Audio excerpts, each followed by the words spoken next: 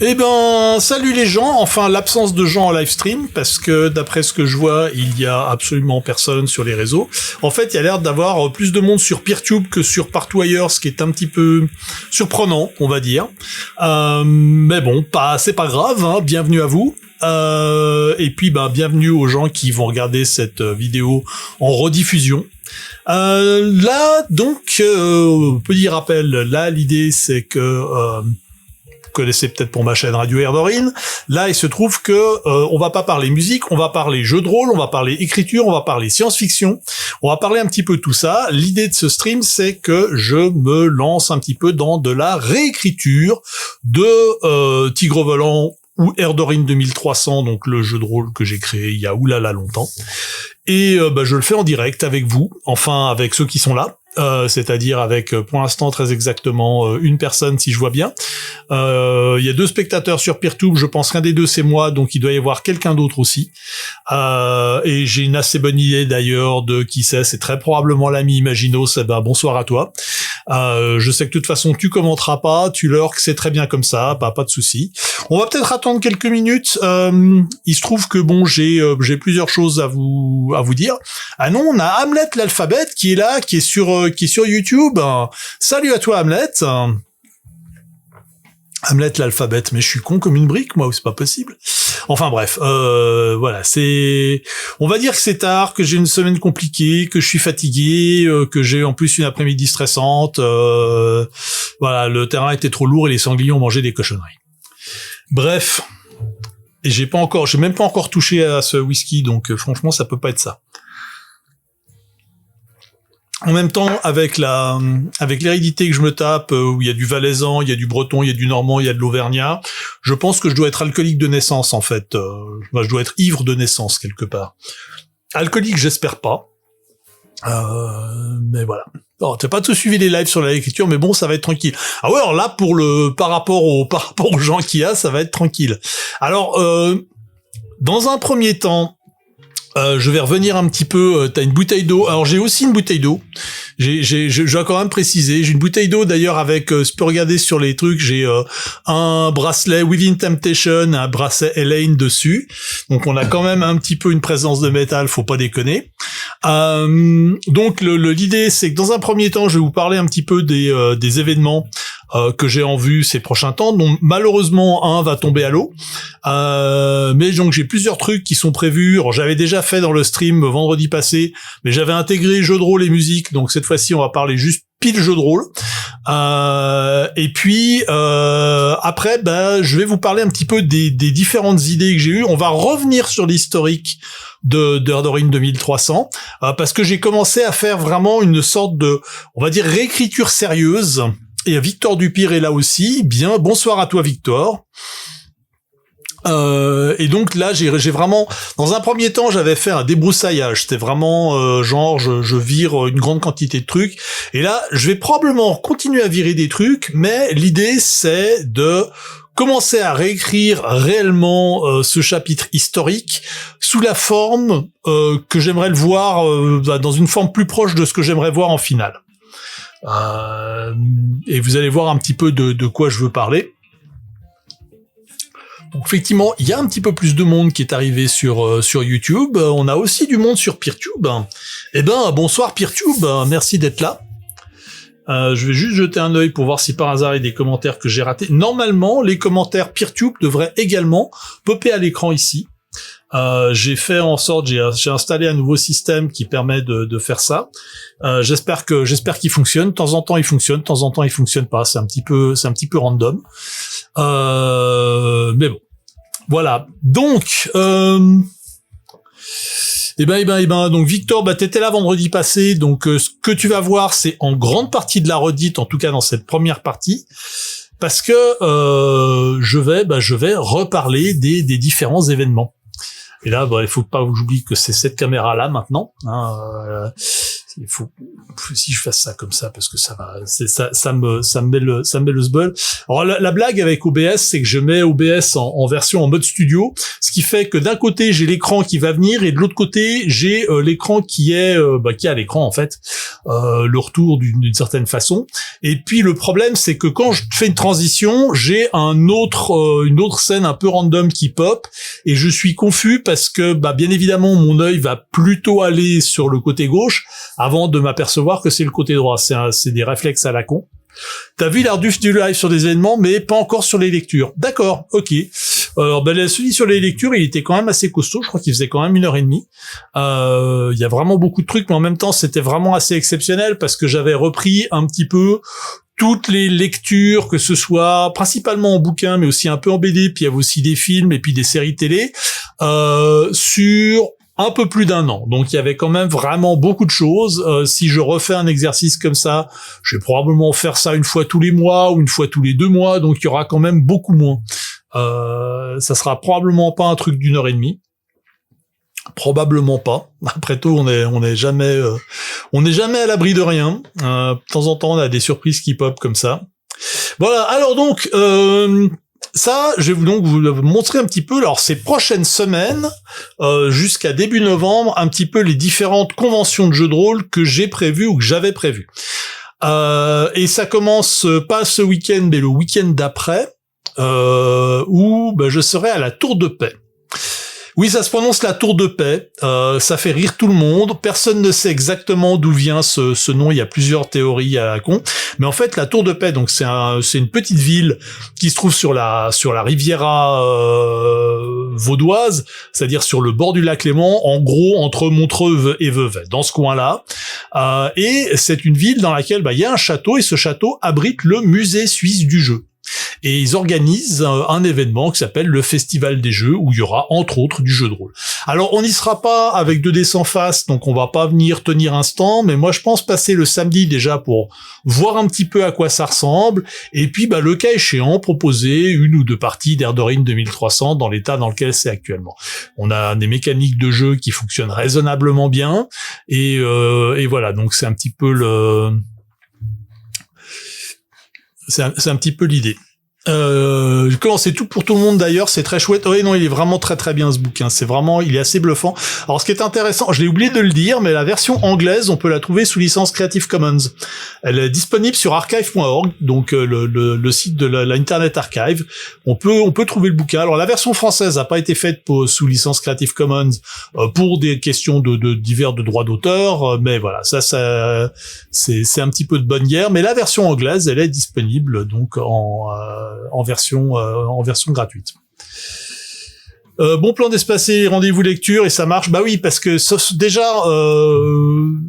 les rendez-vous musicaux, je chronique une dizaine d'albums par mois, et en bouquin, on va dire en truc de l'imaginaire, c'est autour de 5, 6, 7, c'est pas énorme non plus, donc je vais pas non plus commencer à y aller à fond là-dessus.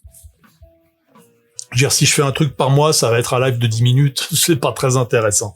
Puis bon, j'ai pas non plus forcément vocation à devenir booktuber non plus.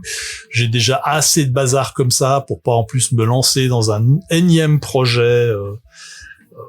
Puis bon, alors c'est pas que j'ai pas trop le temps, c'est que des fois je prends pas le temps. Mais voilà, c'est quand même beaucoup de trucs, et puis si soudainement je retrouve du boulot, gérer 2 lives par semaine, c'est à peu près faisable. En plus du blog, je veux dire, le blog, je le faisais quand je travaillais à 100%, et les vidéos de radio, les vidéos de Radio Erdorine, pareil, donc ça change pas grand chose. Mais si je dois commencer en plus à faire plein de trucs à côté, il faudrait vraiment que j'ai un revenu qui soit suffisant pour qu'en fait j'abandonne l'idée de trouver un 50%. Et pour l'instant, c'est clairement pas le cas, hein. Je veux dire, les revenus grâce à vos dons, principalement, c'est de l'ordre de 50 € par mois. Donc il est hors de question que je fasse ça à plein temps. Alors,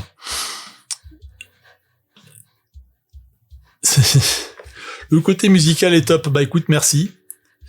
Pas prendre le temps, je vais être très honnête, une grande partie de mon temps, j'ai tendance à le passer à jouer à World of Tanks. ce qui est pas idéal non plus.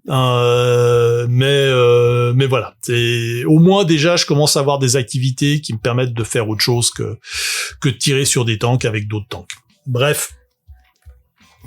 Donc, alors si ça grommelle de l'autre côté, vous inquiétez pas, on a un petit orage qui est sur le village là, tranquille. Là il a tombé, ça a été une journée où il est tombé des hallebardes. Je suis parti ce matin au boulot, je suis arrivé trempé comme une soupe, même emballé dans du plastique. Bon après 35 minutes de vélo, ça a tendance à faire ça de base quand il pleut pas, alors quand il pleut c'est encore pire. Au moins le retour s'est fait au sec, c'est déjà ça. Donc ça, c'était le premier événement, donc le Festival des Jeux, la Tour de Paix. Donc le festival en lui-même, il est du 5 au 7 septembre, donc c'est le vendredi, samedi, dimanche, pas qui vient, mais le suivant. Et moi, si j'y vais, j'irai, enfin, j'ai l'intention d'y aller le samedi, probablement le samedi après-midi. Je vais arriver vers, je pense, 1h, 2h, et puis je vais repartir en fin d'après-midi, début de soirée. Voilà, donc si vous êtes dans la région, vous savez. Alors le deuxième, la mauvaise nouvelle de la semaine, ça a été l'annulation du festival Arcana. Je vous en avais parlé. Alors l'Arcana, c'est quand même c'est un festival qui s'est créé il y a pas très longtemps, il y a 4-5 ans comme ça, et puis qui a tout de suite pris une place en festival de l'imaginaire. Il y avait eu d'autres essais, on avait eu le Swiss Fantasy Show et ce genre de choses qui avait aussi pécloté et fini par canner. C'est vraiment un festival qui est assez multigenre, donc avec du jeu, avec du cosplay, avec de la littérature, avec des artisans, avec des spectacles, avec vraiment une chier de trucs. Un petit peu, en toute proportion gardée, un petit peu pour ceux qui connaissent Trolls et Légendes, c'est un petit peu cette idée-là, c'est de faire un festival orienté fantasy, qui, dans le sens très large du terme, donc orienté imaginaire, on va dire. Et puis moi j'aimais bien, c'est vraiment un festival que j'aimais bien. Et puis bon, là ils nous ont annoncé hier en fait que pour un certain nombre de raisons, ils ont eu visiblement une accumulation de tuiles qui leur sont tombées sur la gueule entre la municipalité qui a un petit peu changé les règles du jeu, ce qui fait qu'ils pouvaient pas faire les animations comme ils voulaient, et puis deux sponsors qui se sont barrés. Ils ont préféré annuler. Alors ils ont dit on reporte, mais là, je dirais que c'est un petit peu au niveau communication, c'est un peu du foutage de gueule. Quand tu fais un événement annuel et que tu dis Arcana 2025 est reporté en 2026, non, il est pas reporté, il est annulé en 2025 et ils vont tenter de faire un truc en 2026. On aurait espéré que ça fonctionne, mais enfin, dire qu'il est reporté, c'est un peu, oui, c'est un petit peu tiré sur la corde, je dirais. Mais voilà, j'espère que ça va continuer parce que c'est un chouette festival, il y a vraiment plein de trucs sympas. Il y avait un groupe de métal en quelque sorte. L'année passée, il y avait un gars qui jouait avec son robot. Et en fait, il a une espèce de robot géant derrière une batterie. Le truc est super bien animé parce qu'il a vraiment alors là, tout est enregistré, mais quand on entend la batterie, qu'on voit le robot jouer, ça colle très bien. Je veux dire, il y a vraiment l'illusion est bien là. Mais c'était assez amusant. Je sais plus le nom. Alors, je vais faire appel à mon cerveau extérieur. Cette fois-ci, non, je vais aller chercher Flickr parce que j'ai des photos. Je pourrais pas vous les montrer parce que ça implique de faire un gros bazar. Enfin,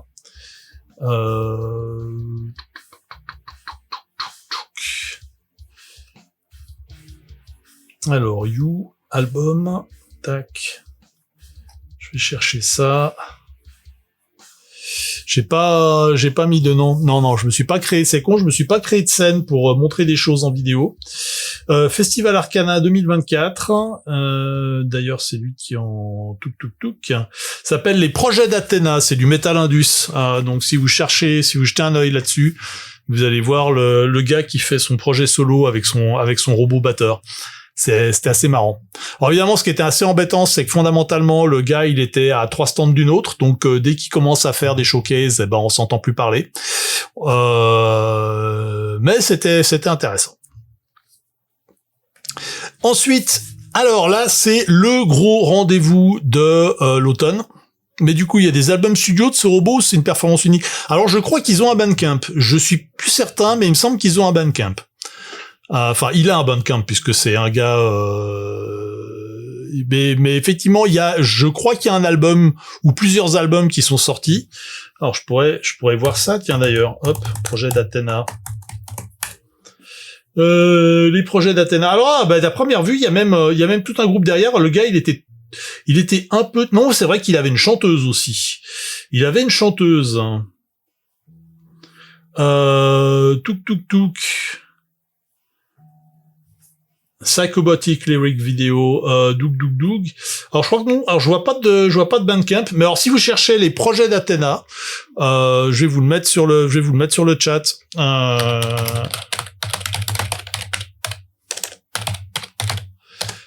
Vous faites une recherche là-dessus, vous allez voir, vous allez trouver ça sans trop de problèmes.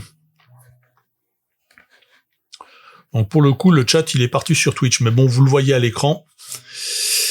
Voilà, donc troisième événement pour de vrai. J'espère que celui-là il va pas être annulé. Octogone. Alors Octogone, c'est à l'heure actuelle, je crois que c'est la plus grosse convention de jeux qu'il y a en France.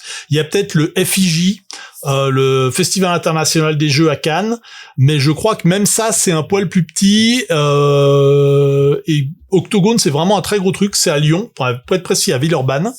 C'est dans une salle qui s'appelle le Double Mixte. C'est probablement d'ailleurs la dernière année où ils font ça au Double Mixte avant, parce que la salle va être rénovée. L'année prochaine, on sait déjà que ça va avoir lieu ailleurs. Donc c'est une grande convention, il y a de tout, il y a du jeu de plateau, il y a du jeu de figurines, il y a des concours de création de jeux, et puis à l'étage, généralement, c'est là où il y a le jeu de rôle. Je pense que ça sera là cette année aussi, avec plein de tables de démonstration. Donc cette fois-ci, on y sera avec 2D sans face. On n'aura pas notre stand à nous, on va partager un stand avec une amie qui fait de la... excusez-moi, là j'ai un spammer à virer. Delete message dehors. Poup. On va aller voir sur Twitch.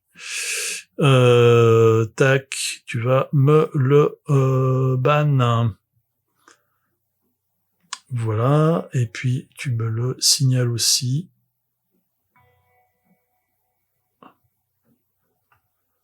Hop, signaler. Spam, falsification de l'audience, boum.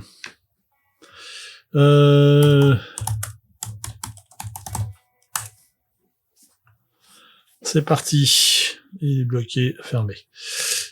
Voilà, boum. Voilà, excusez-moi, je nettoyais mon banhammer et le coup est parti tout seul. Donc voilà, en plus le truc intéressant c'est que vous voyez peut-être en droit bas c'est marqué 52 heures non-stop. Effectivement, la convention ne ferme pas. Alors autant dire que ce genre de truc n'est plus de mon âge. Donc on va gentiment bâcher, surtout qu'en plus on profite du fait qu'on est à Lyon pour voir des potes qu'on voit pas très souvent.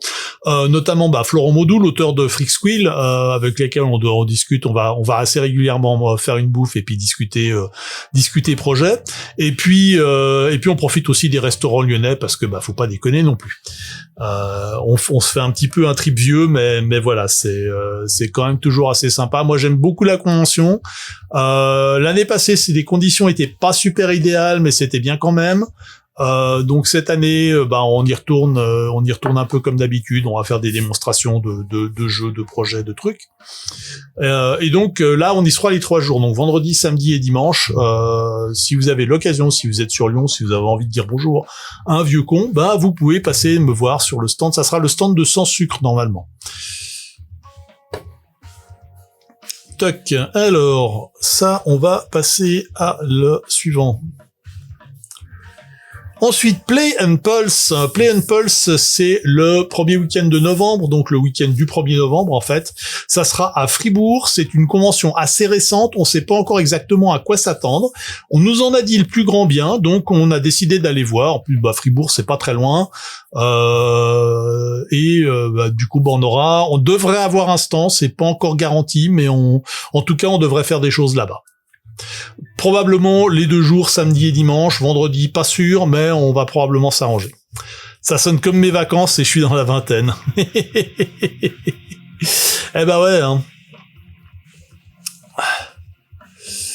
Donc, moi aussi je suis dans la vingtaine, hein. Ma 3e vingtaine, mais la vingtaine quand même.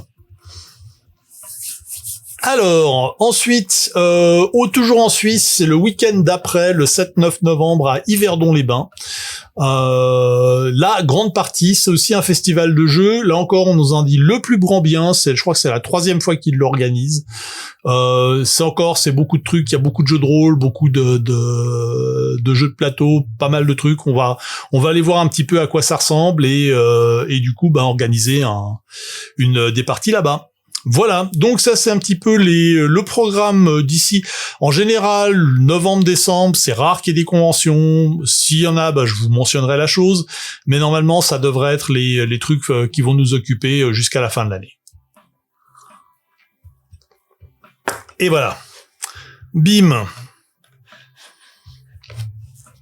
On va passer, transition à l'écriture. Bim. Bim bam boum. Voilà, alors, vous vous souvenez peut-être de ce fameux chapitre. L'historique, c'était le premier sur lequel j'avais retravaillé. L'idée, c'est vraiment de réduire. Alors, donc, le truc, je pars de quoi ? Je pars de Tigre Volant, 3e édition. Donc, gros bouquin de 320 pages, paru en 2006. Et l'idée, c'est d'arriver à un bouquin qui soit au final beaucoup plus petit au niveau format. On part sur du 17-25, je crois, quelque chose comme ça, du 17-24. Et puis donc aussi écrit plus gros parce qu'on devient vieux, donc faut écrire plus gros aussi pour les vieux parce c'est quand même un public de vieux aussi. Et puis moins de pages. Donc au lieu d'avoir un truc de 301 pages, ça serait un truc qui serait maximum de 156 pages, peut-être moins. Du coup, faut réduire les choses. Et en fait, lorsque j'avais fait la première réécriture de l'historique, en fait, je m'étais dit, fondamentalement, quand on joue à un jeu de SF, ce qui est important, c'est les choses qui sont assez immédiates, on va dire. C'est les trucs qui sont passés, disons, dans le dernier siècle. Savoir qu'il y a 5000 ans, il y a eu un empire, mais il s'est effondré il y a 3000 ans, donc personne ne s'en souvient. Ouais, c'est joli pour le lore, mais en fait, fondamentalement, c'est pas très intéressant pour le joueur moyen. Et même dans l'univers d'Erdorine 2300, où on a des elfes pansexuels de l'espace qui vivent 1000 ans, voire plus, un joueur débutant qui joue ce peuple-là, il va arriver dans la galaxie, il va avoir 150-200 ans.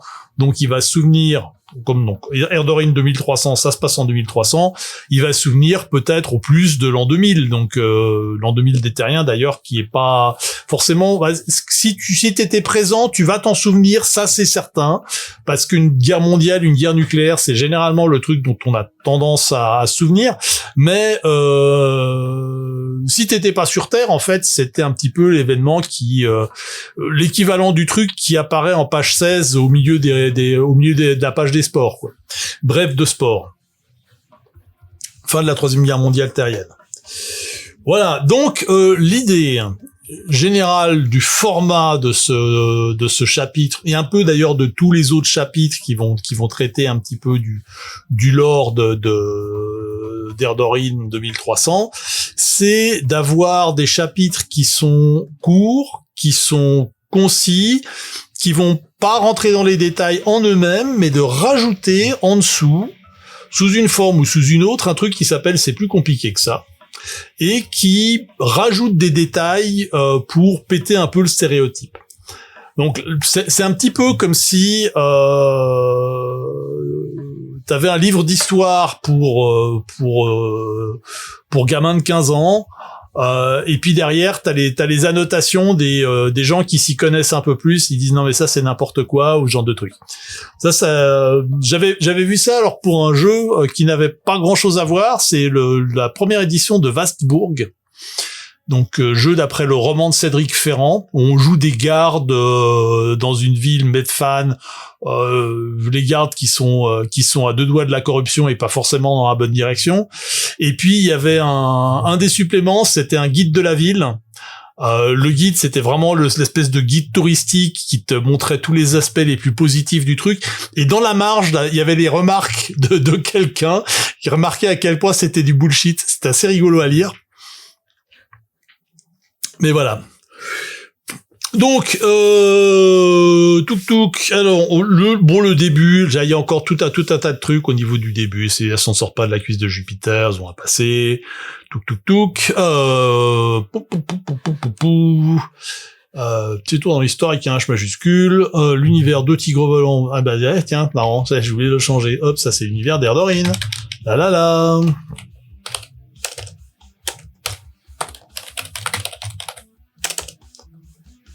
Qu'est-ce que t'es en train de me faire, toi?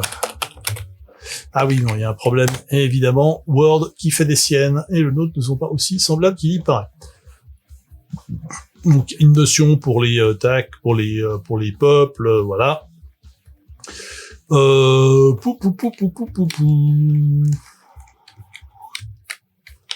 Voilà, ça c'était un truc qui était dans la version originale, l'histoire d'avoir la mention, la première mention qui renvoyait à une page. Je suis pas certain que ça sera dans la version finale. Je les ai virés quand je les ai rencontrés dans le texte parce que ça fait plus de confusion qu'autre chose à ce stade de l'écriture. Dans l'encadré, pour le moment, ça peut rester, c'est pas très important. Donc, Termeldar, Atlani et Siani sont des pluriels, de Elda, Atalan et Sian, Karlan est invariable, voilà. Ok, voilà. Alors, j'ai pas beaucoup changé ça c'était un paragraphe que j'avais rajouté par rapport au truc original. Je me suis aperçu ensuite qu'il y avait quelque chose d'assez similaire dans les carnets de civilisation, mais je pense que ça a plus sa place ici. Moins qu'on puisse dire, c'est que les différentes cultures de la sphère n'ont pas la même notion de ce qu'est l'histoire. D'ailleurs, c'est bien simple, les Eldar n'ont pas de terme équivalent. Tout ce qui se passe avant un point de départ civilisationnel qui dépend des peuples, c'est le domaine des légendes, des fondations mystérieuses plus ou moins mystiques, sur lesquelles il y a fort peu de documents, à fortiori des documents fiables, et encore moins de témoins. Ne parlons même pas de leur fiabilité. Oui, alors potentiellement, il y a des témoins de cette période d'avant, parce que les elfes pansexuels de l'espace, ils vivent en général autour de 1000 ans, peut-être un peu plus, mais parfois beaucoup plus longtemps. Ça peut arriver, c'est rare, mais il y en a.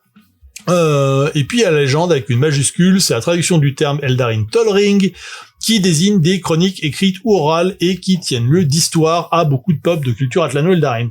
Le gros souci avec ces chroniques, c'est qu'elles sont plus conçues comme du divertissement que comme des recensions fidèles des événements.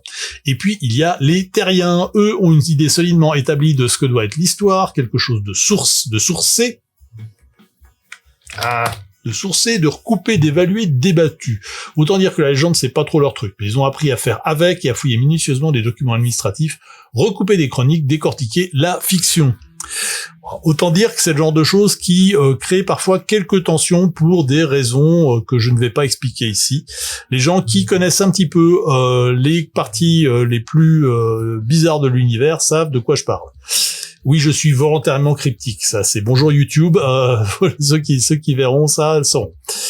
Alors, là on a la partie c'est plus compliqué que là, la légende n'est pas uniforme, elle est souvent réécrite au fil du temps, parfois même par les principaux intéressés, il en existe des branches parallèles, on a des forks. Ce n'est pas seulement que les posters ne s'intéressent pas à l'histoire, certaines organisations s'acharnent à en faire disparaître les traces. Alors je vais pas aller plus loin là-dessus, mais ça fait partie de l'histoire. Pour ceux qui se posent la question, oui, la version publiée par un professeur britannique dans la première moitié du XXe siècle est bien inspirée par un Tolring. Voilà. Alors, Hamlet, tu as une question. Parce qu'il y a, pour l'instant, il y a le point d'interrogation, mais il n'y a pas la question qui va avec.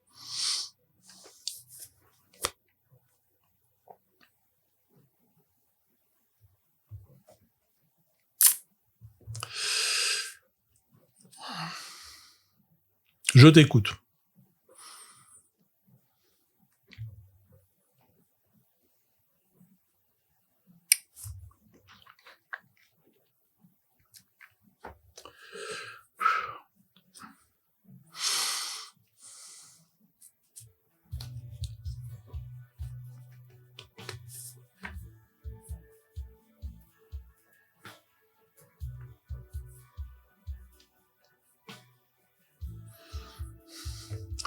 Ah.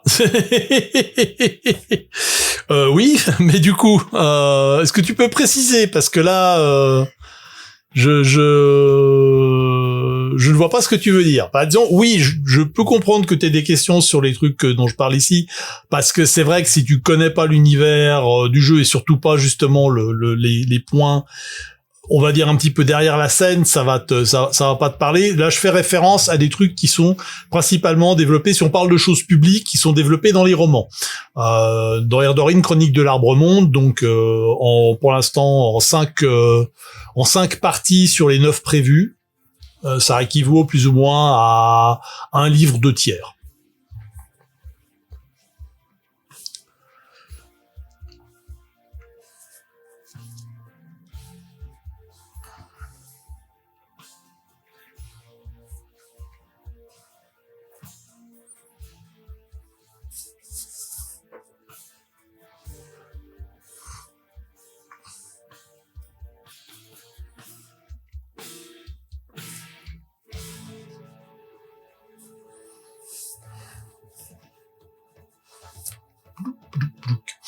Bon, alors, en attendant, je vais un petit peu continuer sur ça. Donc, les origines du monde, c'est là où j'ai commencé à réécrire.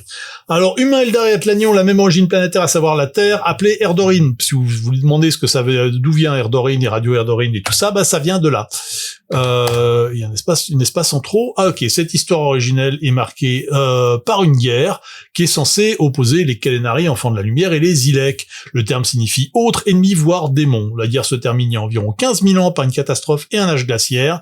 Une grande partie de la population quitte l'Erdorin, c'est l'exil. Alors c'est en partie en lien avec la partie sombre de l'univers basée sur les légendes, mais t'inquiète, ok, tu situes plus ou moins. Voilà. Faut pas hésiter à poser des questions précises, hein, je veux dire, je me rends compte aussi qu'il y a des fois où j'ai un univers qui fait du sens principalement parce qu'il est dans ma tête. Il est dans ma tête depuis plus de 40 ans. Donc je c'est pas forcément le truc le plus évident pour les gens qui débarquent là-dedans.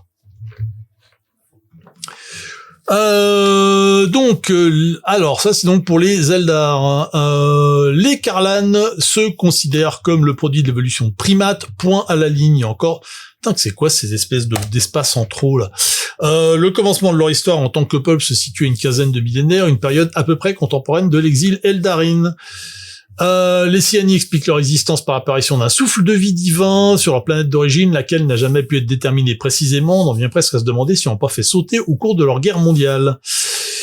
Quant au Talvarid, chaque chaman a au moins une explication valable sur l'origine de leur race. C'est un des sujets majeurs sur lesquels leurs érudits se disputent régulièrement et parfois violemment entre les tenants d'une théorie d'un esprit primordial, ceux qui soutiennent celle de l'essaim universel, ou les évolutionnistes de l'alchimie spontanée. Il vaut mieux ne pas essayer de démêler leur écheveau cosmogonique sans une solide provision d'aspirine et de sparadrap. Alors, dans la série, c'est plus compliqué que ça. Donc là, on peut trouver où les romans tigre-volants? Eh ben alors, sur mon blog, erdorin.org, dans le menu en haut, il doit y avoir un truc qui s'appelle Fiction, et ils sont tous là encore, tout est sous licence Creative Commons. Donc là, les versions actuelles, je suis un petit peu aussi en train d'essayer de réécrire ça. Les versions actuelles se trouvent là-dessus. Et généralement, donc, on peut les lire en ligne sur le site officiel tigrevolant.org et on peut les télécharger sous format EPUB, MOBI et PDF. Et j'en ai quelques exemplaires aussi, voilà. Mais ça, c'est plus compliqué. Ça nécessite d'envoyer des colis et c'est chiant. Alors, non, c'est plus compliqué que ça. À l'heure actuelle, il n'y a aucune théorie scientifique solide sur les origines des différentes cultures de la sphère. La seule chose dont on est sûr, c'est qu'il y en a eu plusieurs. Toutes les théories ont des trous, mais à peu près toutes s'entendent sur le fait qu'il y a une intervention extérieure, entre guillemets. Or, Ilek est encore utilisé comme insulte à l'heure actuelle. Alors là, c'est un truc que j'ai bêtement copié-collé. Je vais pouvoir vous virer le... Si on accepte les jérémiades fort brillantes d'un certain nombre d'experts à la mode fois légendaire, il est avéré que les Karlan sont des anthropomorphes, mais il existe cependant des différences suffisamment importantes entre Eldar humains et Karlan pour abattre en plein vol la thèse d'une évolution ou mutation parallèle. Les points communs entre les Karlan et les Eldar et les Atlani sont nombreux, mais pas suffisants pour prouver une filiation en ligne directe, c'est exactement ce que je viens de dire. Et à peu près personne, sauf des terriens, ne veut enquêter sur ce sujet. Oui, alors du coup...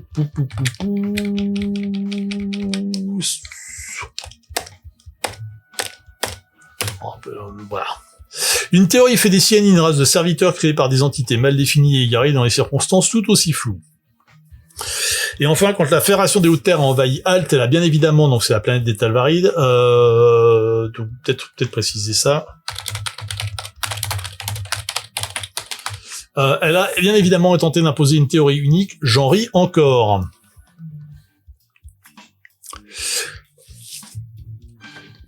Alors, ensuite, Fondation, oui, c'est probablement une référence à Asimov, même si à l'époque je ne l'avais pas lu, et depuis je l'ai lu et ça m'a pas particulièrement retourné le cerveau. Je crois que typiquement c'est le genre de truc qui a pas super bien vieilli en roman en tout cas. J'ai pas vu la série télé, mais ouais, je l'ai lu et ok. Après, je suis pas super sensible aux histoires qui se déroulent sur des très très très très longues périodes. Où en fait, j'ai tendance à accrocher quand il y a des personnages. Et typiquement, si tu fais un truc qui va se dérouler sur 3000 ans, à moins d'avoir des personnages qui sont entre guillemets immortels ou qui ont une très longue espérance de vie, ils vont mourir. Et du coup, quand tu vas passer au chapitre suivant qui se passe 600 ans plus tard, ils sont plus là. Et du coup, tu perds la connexion. En tout cas, moi, j'ai eu 2-3 problèmes avec des histoires comme ça où le fait que ça se déroulait sur une très très longue période et qu'il y avait pas de connexion de personnages, ça me sortait du truc. Et même quand il y a une connexion de personnages, j'ai lu récemment le Freeze Frame Revolution de Peter Watts, qui est une novella qui se déroule sur un vaisseau générationnel, là encore sur des durées très très très très longues, au point où en fait il soupçonne, c'est un vaisseau générationnel qui trace la route et qui crée des portails hyperspatials. Et en fait, le problème, c'est que leur voyage dure depuis tellement longtemps que ils pensent, comme ils n'ont pas eu de contact avec la Terre depuis très longtemps, ils pensent qu'en fait l'humanité n'existe plus. Ils sont quelque part leurs derniers représentants, ou alors ils sont tellement loin qu'ils n'ont pas le contact avec eux. Et ça m'a fait un petit peu sortir du truc, quoi. Ils continuent leur mission, ils sont complètement fixés dessus, et personne pour penser à faire demi-tour et puis voir ce qui s'est passé derrière. Je suis un petit peu frustré quand il y a ce genre de choses. Ça me sort du truc. J'ai tendance à préférer une science-fiction qui est plus à échelle. Alors, échelle humaine, c'est beaucoup dire, parce qu'on a généralement des extraterrestres, mais on va dire à échelle personnelle. Donc, Fondation, après un laps de temps assez mal défini, les Eldar débarquent sur Dorrevel, Ringalat et Eridia et instituent une royauté triplanétaire, alors que les Atlani se retrouvent sur l'Istan Briviané et Ockard et y créent 3 royaumes, d'abord concurrents puis alliés. Les deux peuples évoluent séparément et lancent de nouveaux vaisseaux vers les étoiles à vitesse subluminique. Les Eldar font surtout des missions de reconnaissance scientifique, mais les Atlani mettent au point, relancent des nouveaux vaisseaux vers les étoiles, on peut envoyer la vitesse subluminique, qui est intact pour le moment.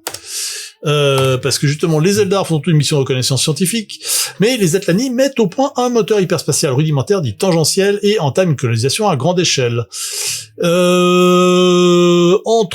le mais est de trop, on va juste entre 7500 et 7200, 2 événements lancent la conquête interstellaire, la mise au point d'une propulsion hyperspatiale fiable et efficace, et le développement de la terraformation. La royauté cède alors sa place à l'Orlorintour Eldarin.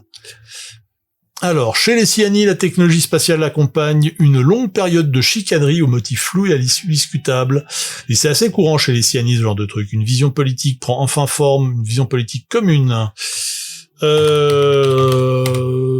Prend enfin forme aussi autour de... Bon, ils sont avec les guildes marchands de Sian, ça permet d'instaurer une stabilité intérieure relative, puis une politique ambitieuse de colonisation, contrecarrée par des problèmes d'infrastructure et des guerres économiques ou factieuses. Bon, pour ce qui est des Carlins, il va falloir vous y faire. Le flou et le conjecturel sont les normes historiques, sans parler de la propagande, les théories les moins controversées. Propose 3 périodes, une époque clanique principalement planétaire, suivie par la prise de contrôle d'une alliance de clans qui s'impose par la force. Et enfin, le haut commandement Carlan, pas besoin de le mettre en gras. Voilà. touc. Pendant ce temps, les terriens se les gèlent. À la fin des glaciations, la civilisation humaine a régressé au stade paléolithique. Et là, on arrive au c'est plus compliqué que ça. Déjà, 7 vaisseaux sont partis d'Erdorine. Alors, vaisseaux entre guillemets, parce qu'on sait pas exactement ce que c'est. Personne ne sait ce qu'il est advenu du 7e. Donc, on rappelle, il y en a 3 qui sont allés sur 3 planètes Eldarine. Il y en a 3 qui sont allés sur 3 planètes Atalen. Et on sait pas où est le 7e. Voilà. Sur Erdorine, quelques rares îlots de civilisation survivent, mais ils sont trop rares et trop épars pour avoir un réel impact, sauf au niveau des légendes locales. Bon, typiquement, ça peut être des légendes genre Atlantis. Les légendes de civilisations super avancées qui disparaissent dans un cataclysme ou simplement disparaissent parce qu'il n'y a plus assez de monde. Voilà. Les frontières entre les différents peuples et leurs diverses nations n'ont jamais été imperméables et il y a eu longtemps des contacts officieux. Oui, ça c'est aussi un truc, voilà, c'est pas, faut pas non plus voir ça comme étant, d'un côté il y a les Eldar, de l'autre côté il y a les Atlani, au milieu il y a rien. Alors techniquement oui, il y a le vide stellaire, donc c'est rien, mais il y a, ça traverse quand même pas mal. De même, il y a de forts soupçons de transfert de technologie, lire vol entre les différents peuples. Alors, donc on parlait de l'Arlorian Tour ou de son développement propre. L'Arlorian Tour intègre en quelques millénaires 2 des éléments qui feront sa prospérité trinitaire. La force militaire des Atlani et la puissance marchande des Gil'Siansk. Les Atlani préfèrent sceller une alliance et garder un bon bout d'autonomie, mais les Siani ne voient rien venir du tout et se font annexer. Enfin, c'est vite dit, après une longue période de révolte, l'Arlorian Tour reconnaît les Guildes marchandes en tant que nation neutre, mais partiellement inféodée. Les Karlan appellent cette période l'âge du contrôle. Elle présente 2 phases, une expansion rapide, suivie par un coup d'arrêt brutal et une consolidation militaire massive. Bon, pour l'instant, j'ai l'impression que ces phrases sont, ça manque un peu de liant. Faudrait que je fasse, mais bon, voilà. On est dans le format, dans vraiment des trucs qui sont très basiques pour poser. Je veux dire, il n'y a pas besoin non plus de développer plus de 3 paragraphes sur cette période. On a un modèle de croissance lente dans la horizon d'une période de prospérité et de paix, jamais connue, on va virer, ça sert à rien. Modulo quelques crises mineures, c'est à peu près au même moment du coup d'arrêt que se développait également la mentalité territoriale du haut commandement Karlan, que se développait également, ça c'était aussi des trucs qui étaient dans le paragraphe, qui peut se résumer par un peu comme des douaniers, mais beaucoup plus pénible. Et le petit point derrière, qui dit douanier dit frontière, qui dit frontière dit... Et au fait, il y a quoi de l'autre côté de l'espace Karlan? Et ça, c'est une très bonne question. Je vous remercie de l'avoir posée, elle ne sera pas répondue ici. Merci, au revoir. Ensuite, on va arriver sur la première guerre stellaire. Là, on est en train d'arriver gentiment un petit peu au bout de ce que j'ai réécrit. Ça serait peut-être un petit peu le moment de faire une pause. Est-ce que vous avez déjà pour ceux qui ont survécu jusque-là, est-ce que vous avez des commentaires?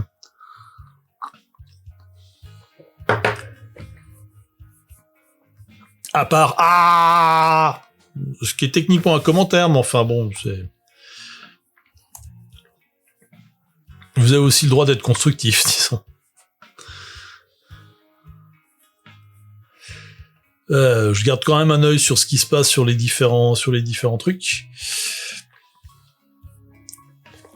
Les 2 spectateurs sur Peertube, c'est waouh, les cheveux dans le vent, tout ça, c'est 2 fois plus que d'habitude. Voilà.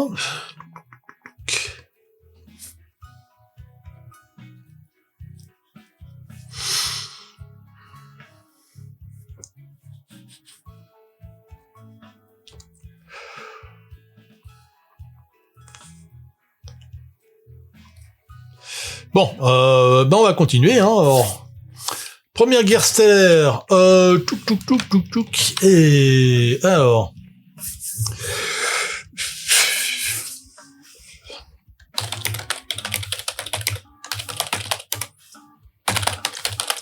c'est bien clair, bien résumé, merci. Alors, la première guerre stellaire.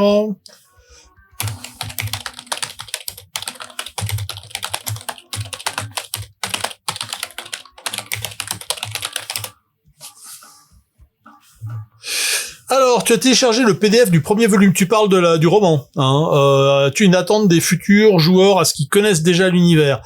Alors, pas forcément, je pense que c'est quelque chose qui peut se résumer assez rapidement. moi j'ai tendance à jeter un petit peu les gens in media res dans l'histoire et puis de leur expliquer des choses au fur et à mesure. Après, je joue beaucoup en convention, donc c'est quelque chose, je peux pas me permettre de faire un cours ex cathedra d'une demi-heure pour expliquer les tenants et les aboutissants de l'univers. J'ai tendance plutôt à expédier ça assez rapidement et à développer au fil du jeu les différents éléments. Et je pense que c'est quelque chose qui peut se gérer comme ça. Par contre, c'est vrai que c'est quelque chose auquel il va falloir penser dans le format du livre de base, c'est d'avoir une espèce d'anti-sèche qui permette aux joueurs d'appréhender rapidement quels sont les différents éléments de l'univers. Après, c'est quand on parle, c'est un petit peu souvent le souci avec les jeux de science-fiction, ou en tout cas avec les jeux qui se jouent dans un contexte qui est très développé, c'est qu'on a toujours ce côté qu'est-ce qu'il faut que les joueurs sachent avant de commencer, qu'est-ce que leurs personnages savent, mais je pense que c'est souvent un faux problème qui peut se résoudre justement en cours de jeu. Et que quelque part, faut pas non plus que les joueurs hésitent à dire est-ce que mon personnage sait ça chose machin bidule, parce que alors ça peut être assez maladroit dans le jeu, mais je pense que la partie expliquer pendant 2 plombes comment se passent les choses et où est-ce qu'on met les virgules à Lorient Tour, c'est pas forcément mieux non plus. Après, on peut imaginer aussi des sessions zéro. C'est un truc qui est c'est une méthode, c'est une technique qui est assez courante de commencer en fait la partie avec la session 0, l'idée c'est de s'asseoir autour de la table et dire ok, cette partie de jeu de rôle elle va se dérouler comment, qu'est-ce que vous voulez, qu'est-ce que vous attendez vous en tant que joueur, créer des personnages éventuellement, aussi dire voilà, moi j'aimerais un truc qui soit plus orienté action aventure, ouais, j'aimerais quand même un petit peu de romance, j'aimerais un truc qui soit assez terre à terre, pas des enjeux gigantesques, on va sauver l'univers et après-midi on sait pas quoi faire, voilà, ce genre de truc. L'anti-sèche est une bonne idée. Après, quand t'es joueur, c'est chouette de découvrir l'univers pendant le jeu. Ouais, c'est un petit peu, je pense qu'il y a vraiment un truc à jouer un petit peu entre les deux. T'es un peu nostalgique des énormes pavés de l'or bien denses, mais c'est sans doute parce que t'es un vieux rôliste. Ah bah oui, carrément. T'avais adoré Fils des Étoiles à l'époque. Tu es un des rares à avoir vu Fils des Étoiles. Alors là, ça c'est parce qu'il est jamais sorti, ce truc. Alors il y a eu des PDF qui ont tourné à gauche à droite, mais Fils des Étoiles, il est jamais sorti en vrai. Le truc qui s'en rapproche le plus, c'est la partie lore de la campagne, de Le Secret du Domaine des Trois Sources, qui a environ je sais plus combien, une dizaine de pages au début qui parle un petit peu de la culture eldarine et qui recycle quelques des idées de Fils des Étoiles, mais avec 20 ans de plus, ce qui fait que c'était quand même un peu plus, ça tenait un peu plus la route.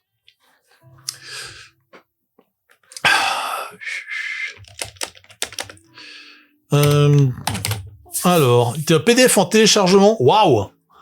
Je me souvenais plus d'avoir fait ça, mais oui, c'est possible qu'à l'époque j'avais fait ça.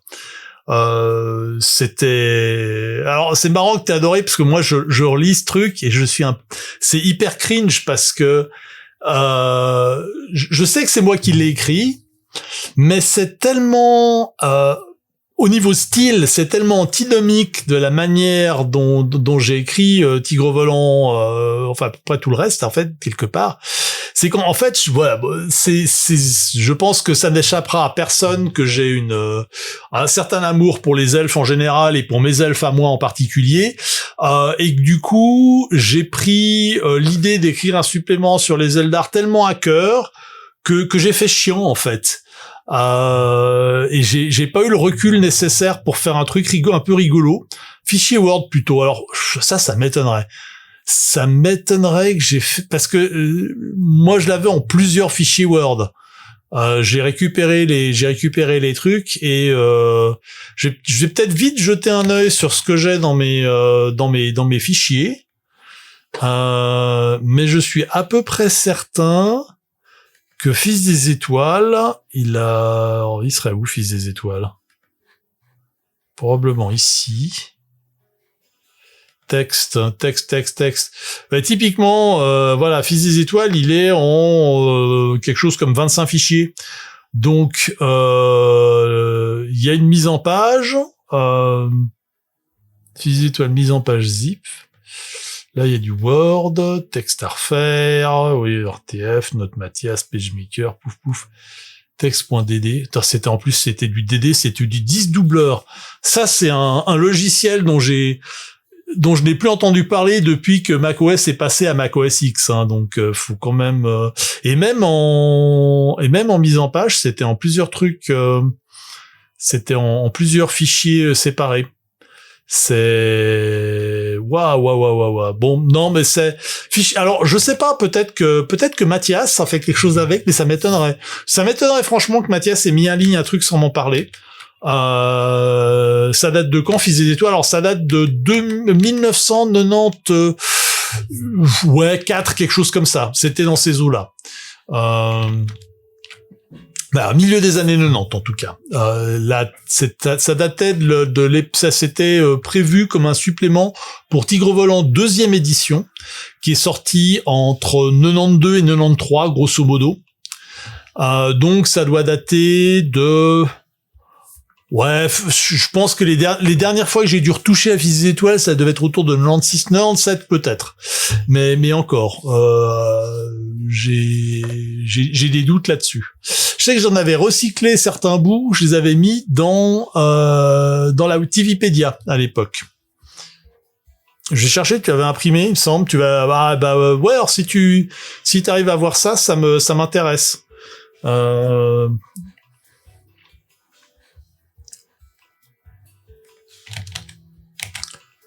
vais faire une recherche, tiens, ça peut être rigolo.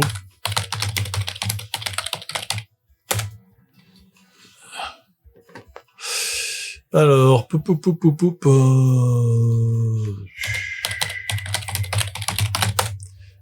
tac.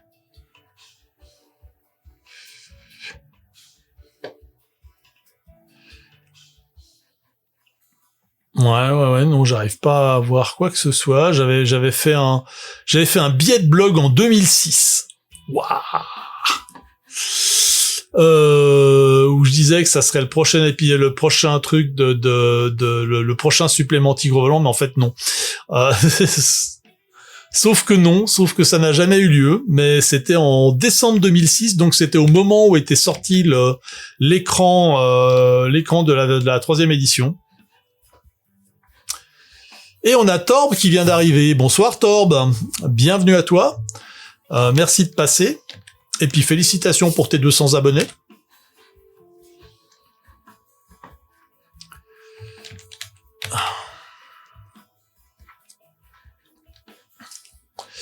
Alors, attendez.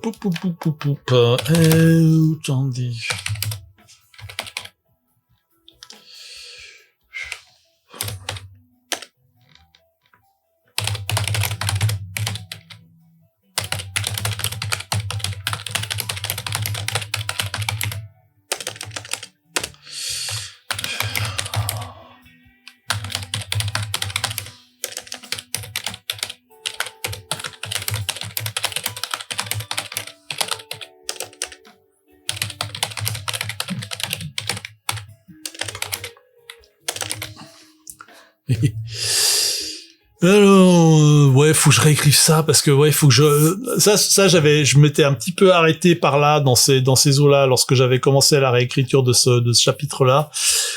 L'idée, c'est vraiment d'essayer de poser les bases. Qu'est-ce que c'est la guerre stellaire? C'est un événement, c'est un traumatisme majeur. Ça dure à peu près 2000 ans. Les éléments quand l'arène tour tente de reprendre une planète ayant déclaré son indépendance, les planétaires rameutent le camp Karlan, et ce monde est aujourd'hui connu pour ses grandes plaines radioactives et ses ruines impressionnantes. La guerre présente rapidement un profil asymétrique, tant que l'arène tour se promène en territoire Karlan, ces derniers profitent de leur technologie hyperluminique avancée pour faire des trous dans les bases de soutien. Plus les planétaires sont touchés, puis après plusieurs exercices,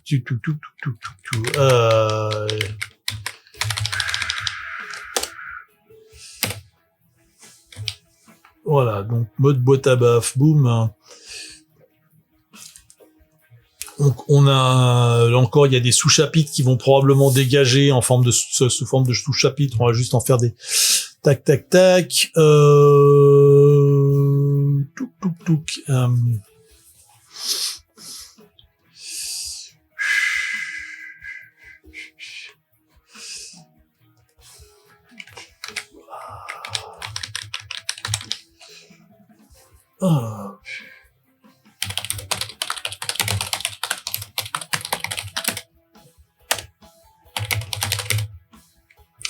La guerre se déroule d'abord mollement, mais présente rapidement un profil asymétrique. Donc les Lorraine se prolongent en territoire Carlan, ces derniers profitent de leur revenu pour faire des trous en base de soutien. Puis les menaces sont âgées et Lorraine Tour passe en mode boîte à baf. Voilà, ok, donc...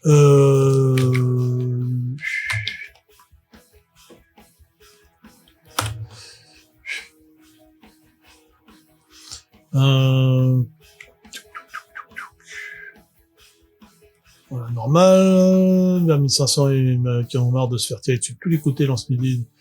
Tac, tac.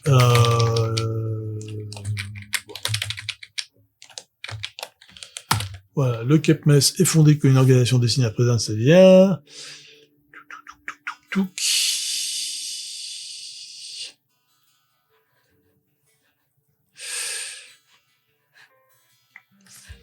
Oui, ça s'en fout un peu. Tac, tac.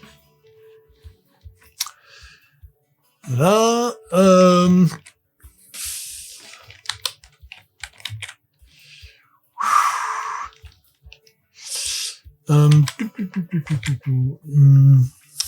Alors là, on va le formuler différemment.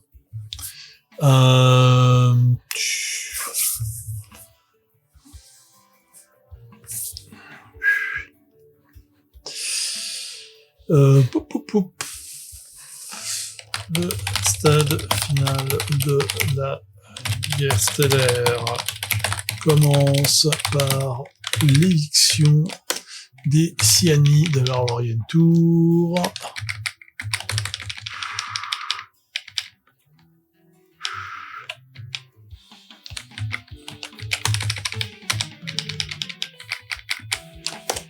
Les relations avec les Gilsians se dégradent et l'espace Eldarin connaît des problèmes de guerre, c'est mal.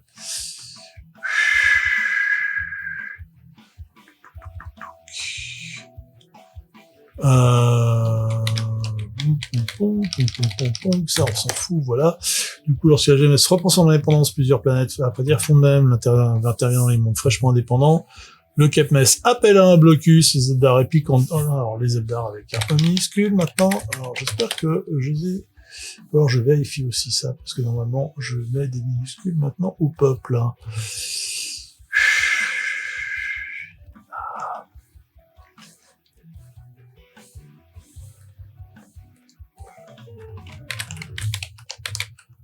Hop.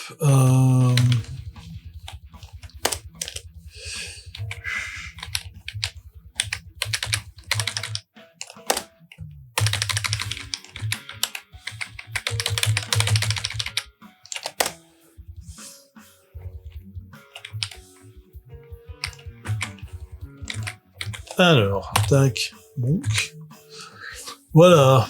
Une fois encore, là, on revient sur le début. Il n'existait pas de relation formelle entre Lorraine et le commandant Carlan. Il y avait des contacts plus informels.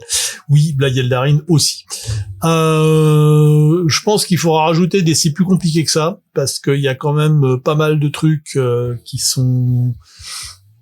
Là, on survole vraiment très très vite le truc. On a peut-être même moyen de faire plus vite.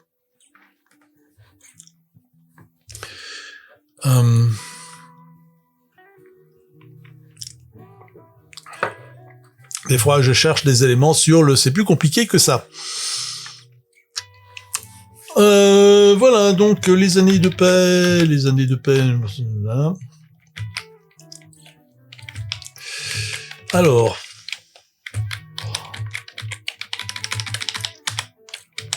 ça, je vais le garder parce que je vais probablement rajouter un c'est plus complet.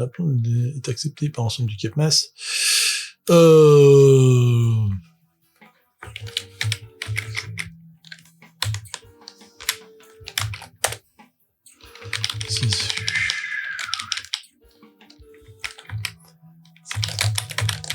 ça me... Alors, pouf. On recommence sur ces... c'est plus compliqué que ça. Boum. 3. Hop.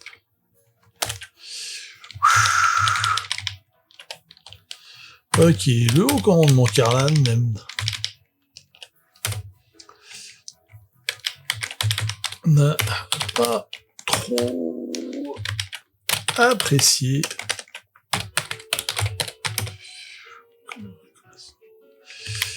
que la situation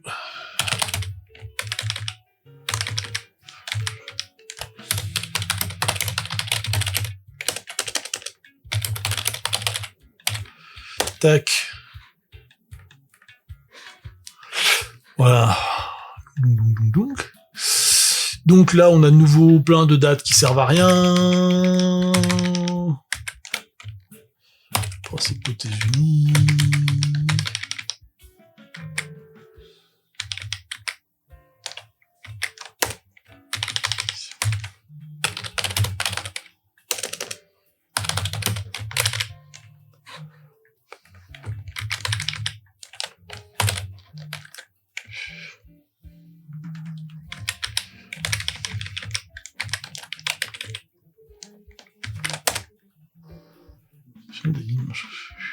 Ça, ils étaient déjà, donc pas forcément.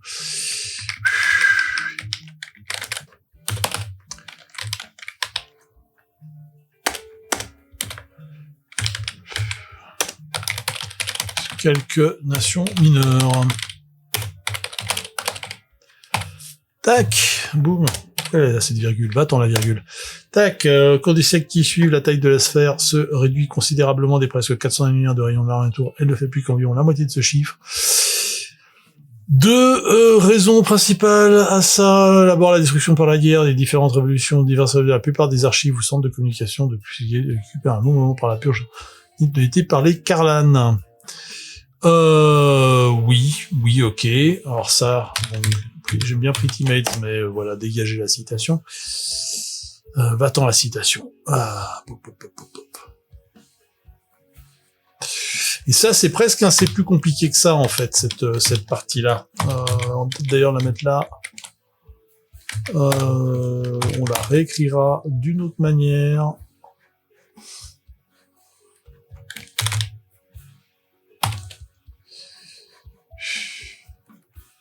Hop. Tac.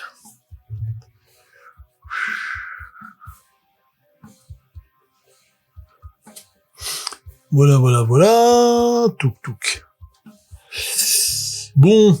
Ensuite, on va rentrer dans le secteur terrien et là, le port du casque est obligatoire. Je pense qu'on va arrêter ici. La réécriture, donc voilà, vous voyez un petit peu l'idée du truc. J'aimerais bien quand même pouvoir avancer un petit peu en dehors de ces streams.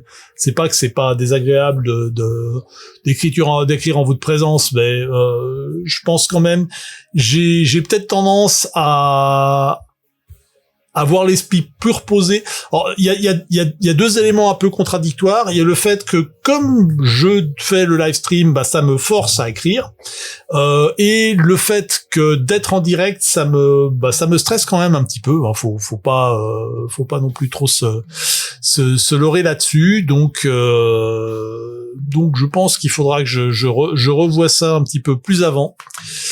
Voilà, alors je ne sais pas si vous avez encore quelques questions. Torb, t'es arrivé un petit peu en retard. Je suis un petit peu tard par rapport au stream, j'en suis désolé. Du coup, je sais pas si tu avais des questions, si tu avais un intérêt particulier, si tu voulais parler d'un truc ou d'un autre. Faut pas hésiter. T'es un petit peu là pour ça.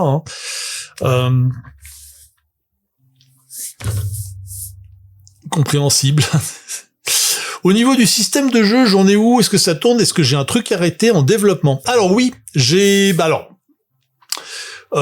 crois que j'en avais déjà parlé il y a un petit moment. J'ai un truc qui tient raisonnablement la route, que je peux pas vous montrer parce que j'ai pas mis en place de scène où je pourrais vous montrer le truc en question. C'est un peu con. Voilà. l'idée des mécaniques de jeu, alors déjà, vous prenez tout ce qu'il y avait dans Tigre Volant 3 et vous le foutez à la poubelle. En gros, de base, ça dégage. Tout le système de jeu style années 80, c'est plus trop d'actualité. Enfin, en tout cas, moi, ça m'intéresse plus. Je suis beaucoup plus intéressé par des mécaniques de jeu narratives. Et du coup, l'idée, oui, avec du love, j'en avais parlé. Et c'est un petit peu l'idée, c'est d'avoir donc des personnages qui sont définis par des traits. C'est ça, c'est effectivement avec le love.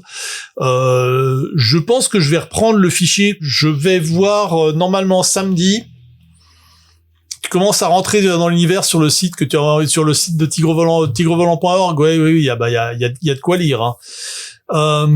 Pourquoi je regarde là, moi? C'est ma caméra, elle est là. Allô? Je vous dis, chaque fois je me fais avoir avec les caméras, je regarde pas les bonnes. Ouais, alors les mécaniques de jeu normalement, donc samedi, je vais aller boire des bières avec Antoine, qui est donc mon co-auteur sur la partie mécanique de jeu. Je pense qu'on va en discuter un peu plus. Mais dans l'absolu, ce que j'ai là me plaît bien. Ça a l'air de tourner raisonnablement bien. Il y a encore pas mal de peaufinage à faire. Donc l'idée d'avoir des personnages qui sont définis par des traits qui peuvent être des compétences, qui peuvent être des spécialisations, qui peuvent mettre des citations, genre le personnage qui dit avec un marteau on peut tout réparer. Ça serait typiquement un trait. Si effectivement le gars a tendance à réparer des trucs à coups de marteau littéralement. Après, il va probablement pas faire ça avec des montres bracelets ou avec de l'électronique de pointe, mais typiquement, les moteurs hyperspatiaux, oui, YOLO, quoi. Et donc, d'avoir des points qu'on appelle le love, qui permettent de booster un petit peu les réussites, hein, et puis, l'idée aussi d'intégrer des éléments, au niveau de l'expérience, d'avoir un truc qui s'appelle, vous avez peut-être entendu au début quand je parlais de la légende. Les personnages aussi, en fait, leur expérience, ça va être leur propre légende. Ils vont se construire leur propre légende et c'est ce qui va servir de PEX, de point d'expérience au jeu. Ça, c'est pas mal inspiré de ce qu'on avait travaillé sur Freak Squill, le jeu d'aventure, où les personnages avaient leur comment est-ce qu'on appelait ça? Mince, je m'en souviens plus. J'ai l'air con là. Et j'ai pas de feuille de personnage sous la main, oui, ça c'est un truc très con dont je me suis aperçu. J'ai bossé sur Freak Squill, le jeu aventure, et j'ai même plus de livre de base à la maison. J'ai dû le vendre. Je sais pas ce qui est arrivé, mais je l'ai plus.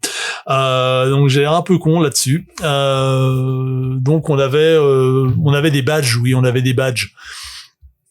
Et les badges, c'était un petit peu des achievements unlocked dans les jeux vidéo, sauf que ça apparaissait sous la forme de badges réels et que les joueurs pouvaient également les activer pour en faire des points d'action.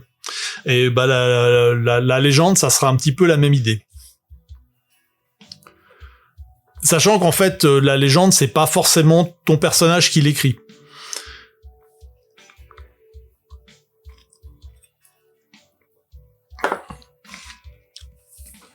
Mais voilà, donc là c'est plusieurs idées comme ça sur lesquelles on part. On a quand même une base qui, à mon avis, est raisonnablement solide. J'avais déjà fait pas mal de parties avec ces mécaniques de jeu et ça tourne raisonnablement bien. Donc pour le moment, je m'appuie là-dessus. Je me dis ok, voilà, c'est ce à quoi ça va tenir. Et puis voilà, c'est tout. Je viens de penser à un truc, Victor, tu disais que tu avais lu Fils des Étoiles, donc tu as probablement croisé dans Fils des Étoiles la route du clan Salion. Le clan Salion, tu peux le retrouver dans le roman Progression, alors dans une version un petit peu alternative parce que ça part sur un changement de paradigme qui est en fait inspiré d'un scénario que j'ai fait jouer. Ça fait longtemps que je l'ai pas fait jouer, c'est un truc que j'avais même écrit pour... Je crois qu'il est paru dans le Tinkle Bavard, c'est pour dire si ça date. Il a dû paraître quelque chose comme en 96, 97, quelque chose comme ça. Et ça s'appelait Dernier concert avant la fin du monde. Et il se déroule à Londres le 24 décembre 1992. Donc juste avant la destruction de la ville par la guerre nucléaire. Et donc l'idée c'est qu'il y a un concert, un concert pour la paix, et qu'au cours l'idée dans Progression, c'est qu'au cours de ce concert, il y a un événement mystique qui se passe et qui non seulement arrête la guerre, mais va rembobiner la réalité de plus de 50 ans. Et en fait, ça va créer une uchronie qui est en fait à la base plus ou moins le monde tel que nous le connaissons. Mais avec des extraterrestres qui sont là et qui voient que quelque part 30 ans plus tard, tous les efforts qu'ils ont fait pour essayer de sauver le monde, c'est en train de partir en vrille parce que les terriens font n'importe quoi. En gros, encore je dirais comme je suis un gros gauchiste, je dirais que le problème c'est pas les terriens, le problème c'est le capitalisme. Et donc le Progression, c'est l'idée d'extraterrestres qui décident de monter un groupe de rock pour sauver le monde. De rock progressif, bien évidemment. Voire de métal progressif. C'est encore plus clair. Et là encore, c'est quelque chose qui est disponible en téléchargement gratuit sur erdorin.org, donc sur mon blog. Et également, je crois qu'il est également disponible sur le site Tigre Volant, mais ça, j'en suis pas sûr. Ça me fait rire, en fait, parce que chaque fois que j'y pense, je me dis que j'ai écrit une fanfiction sur mon propre univers. Ce qui doit quand même, je crois, être dans le 7e ou le 8e cercle des enfers, là. Je pense que je dois être à ce niveau-là. Voilà, je ne peux que vous encourager, si mon univers vous intéresse, n'hésitez pas à aller diguer dans tigrevolant.org et puis sur erdorin.org, donc mon blog. Il y a quand même pas mal de choses qui sont là-bas. Si vous avez des questions, n'hésitez pas à revenir avec ces questions peut-être pour la prochaine fois. Et puis d'ici là, moi je vous souhaite d'abord une excellente soirée, une excellente semaine. Pour ceux qui s'intéressent à la musique, demain il y aura de nouveau un live Radio Erdorin cette fois-ci où on va parler choses bruyantes. Je sais pas encore de quoi, mais on va parler de trucs. Ça c'est clair. J'espère que je serai pas en retard. Normalement 21h ça devrait être bon, mais j'ai un truc qui se termine assez tard dans l'après-midi, voire en début de soirée, donc je suis pas encore 100% sûr si je vais pouvoir arriver tip top pour les 21h, mais enfin si ça commence avec quelques minutes de retard, vous inquiétez pas trop. De toute façon, je vous informerai la chose. Bonne soirée à vous tous, bonne soirée YouTube, et puis on se retrouve une prochaine fois. À plus.